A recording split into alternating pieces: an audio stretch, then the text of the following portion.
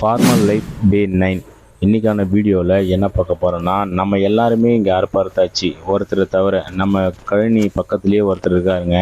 அவர் வந்து 1010 அப்படின்ற ஒரு ரகத்தை தான் போட்டார். நம்ம எல்லாருமே ரூபாய் போட்டு நம்ம கூட இருக்கிறவங்க எல்லாருமே அதை தான் போட்டாங்க. அதனால் சீக்கிரமாகவே நாங்கள் வந்து அறுப்புக்கு வந்துச்சு, அறுவடையும் பண்ணி முடித்தாச்சு. ஆனால் இவர் வந்து நடுவு நட்டதே லேட்டு. நம்ம நட்டதுலேருந்து ஒரு 10 நாள் பின்தங்கி தான் நட்டார்.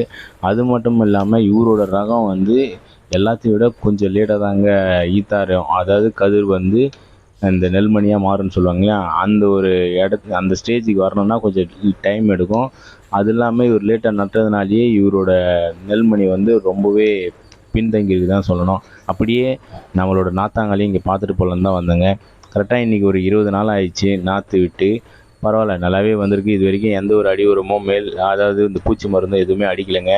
ஆனால் இதில் இன்னொரு விஷயம் என்னென்னா, இந்த நாற்று இருக்குங்களா, அது மேல் ஃபுல்லாகவே மஞ்சளாக அப்படியே வந்துட்டுருக்கு. அதுக்கு காரணம் வந்து பூச்சி அந்த தொல்லை தான் அப்படின்னு சொல்கிறாங்க.